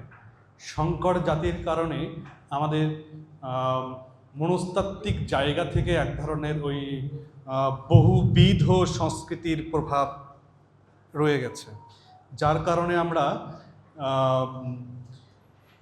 অন্য সংস্কৃতি দ্বারা বেশি প্রভাবিত হই। এটাকে আমি একটা কথা বলি, সেটা হচ্ছে যে অস্তিত্ব সংকট রোগে ভোগার ক্ষেত্রে, যেমন আমরা কি করতে চাই, পাশ্চাত্যের অনেক কিছু দ্বারা খুব দ্রুত প্রভাবিত হই, কিন্তু আমাদের যে নিজস্ব যে বিষয়টা আছে সেটাকে ওভাবে আমরা গুরুত্ব দিতে চাই না। সবসময় এটাকে উপেক্ষা করে যায়, অবহেলা করে যায়। এটা আসলে আমাদের মনস্তাত্ত্বিক একটা জায়গা। শুধু ঔপনিবেশিক ব্যাপারটাকে দোষ দিয়ে আসলে লাভ নেই। এটা আসলে আমাদের সামগ্রিক একটা আত্মার একটা চেহারা দাঁড়িয়ে গেছে এমন যে আমরা কি ওরা সবচেয়ে ভালো, কিন্তু আমাদের ভেতরে যে ভালো জিনিসগুলো আছে সেগুলোর দিকে আসলে আমরা নজর দেই না, দিতে চাই না। যেমন আমি কিছুদিন আগে একটা বিষয় নিয়ে গবেষণা করেছিলাম, ওই 23-24 সালে ওটার একটা ফরমাইশি কাজ ছিল যে প্রাচীন পর্যটকদের চোখে বাংলা। তো সেখানে ওটা গবেষণা করতে গিয়ে দেখলাম যে লিচ্ছবির ইতিহাস আপনারাও জানেন, যে লিচ্ছবিতে যে গণতান্ত্রিক যে ধারার সূত্রপাত হয়েছিল ওই সময়, গণতান্ত্রিক উপায়ে যে রাজ সরকার গঠন হয়েছিল, তো এটার সেই সমসাময়িক সময়ে কিন্তু গ্রিকেও মানে পশ্চিমেও কিন্তু ওই গণতন্ত্রের আমরা চর্চা শুরু হয়। তো আমরা আমাদের সমস্ত পঠন পাঠনে কিন্তু আমরা ওই পশ্চিমের ব্যাপারটাকে কিন্তু আমরা আলোচনা করি, আমাদের একাডেমিক্যালি বলেন, যাবতীয় চিন্তা চেতনার জায়গা থেকেই বলেন, আমরা কিন্তু নিজেদের দিকে তাকাই না। এটা আসলে মনের রোগ, আর কিছু না।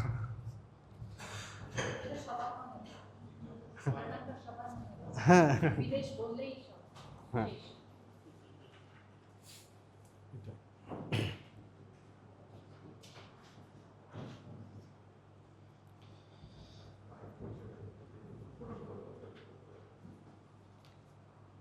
আসসালামু আলাইকুম, আমি রহমান, প্রধানত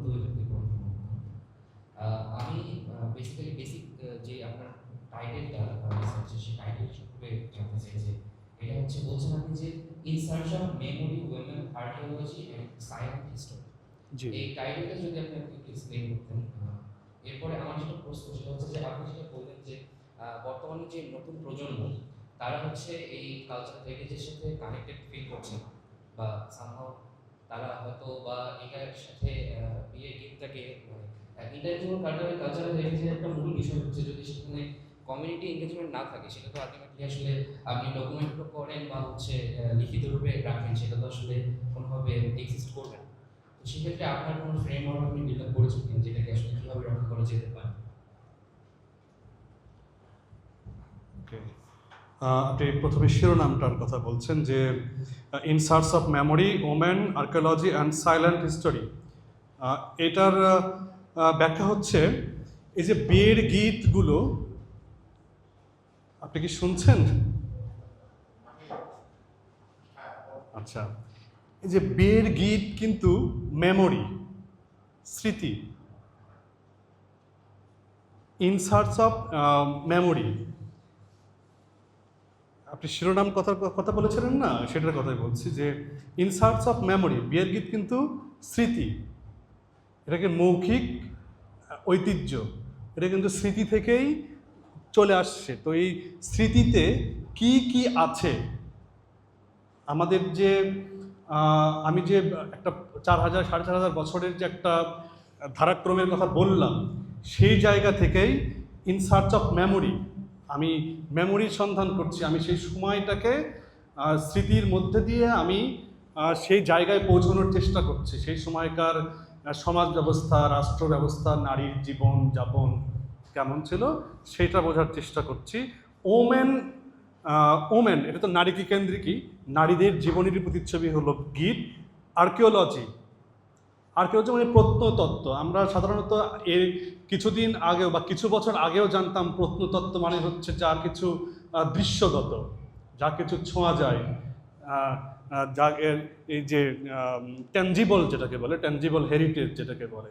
কিন্তু এই যে অদৃশ্য বা ইনট্যানজিবল হেরিটেজ, এটাও আসলে আর্কিওলজির মধ্যেই পড়ে। আপনারা যেমন মাটি খনন করে একটা ইতিহাস ঐতিহ্যের সন্ধান করছেন, তেমনি আমার দৃষ্টিকোণ থেকে আমি যারা বিয়ের গীত ধারণ করে আছে তাদের কাছ থেকে শুনে সেই বিয়ের গীতের ব্যাখ্যা বিশ্লেষণ করে আমি সেই অনেক অনেক বছর আগের যে সময়, সভ্যতা, সমাজ ব্যবস্থা, জীবন সম্পর্কে